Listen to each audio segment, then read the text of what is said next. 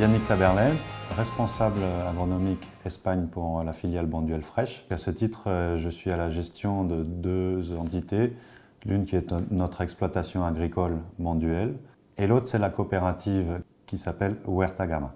Notre activité est destinée à la production de contre-saison, à peu près 26 semaines ou 6 mois de production, totalement en contre-saison. On est dans une région très favorable pour la culture de légumes, climatiquement parlant, puisqu'on a des températures positives tout au long de l'année et très peu de précipitations. Qui dit faible précipitation, dit gros besoin d'eau en irrigation. On doit, par tous les moyens, éviter de gaspiller l'eau. Et c'est un défi permanent, c'est-à-dire que constamment, on va aller chercher les méthodes qui vont nous permettre de consommer moins d'eau pour chaque kilo de salade produite.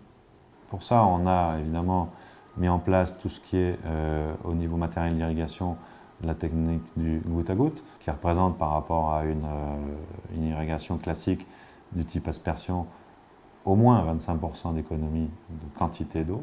Et on continue, via les sondes capacitaires, d'être sûr qu'on va amener de l'eau quand les plantes en ont besoin et en quantité correspondante aux besoins.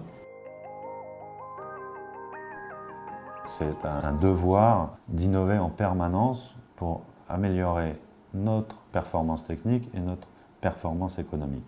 Donc on teste un système de fiabilisation de la traçabilité au champ. On a décidé de codifier par code-barre. Donc on a mis ça en place il y a 1 an. On l'a fiabilisé au cours de la saison passée. Et maintenant, on est en phase de diffusion auprès de nos producteurs. Donc une de nos fonctions, c'est de mettre en pratique le principe de la réduction de l'usage des intrants chimiques. On teste depuis 4 ans maintenant un modèle robotisé avec détection optique des plants qui nous permet de faire du binage entre plants sur la même ligne. Et donc grâce à ça, de ne pas utiliser d'herbicides.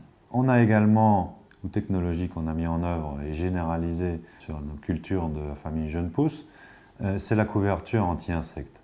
Ça demande plus de travail, plus d'investissement, mais au final on est gagnant parce qu'on arrive à notre objectif de 0 insecticide sur les cultures de jeunes pousses.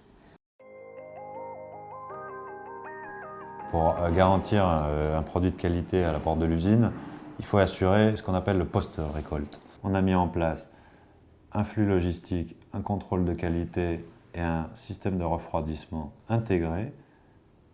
Donc on a des produits qui arrivent plus tôt en usine et des produits qui arrivent plus froids et donc qui sont mieux se conserver dans les sachets.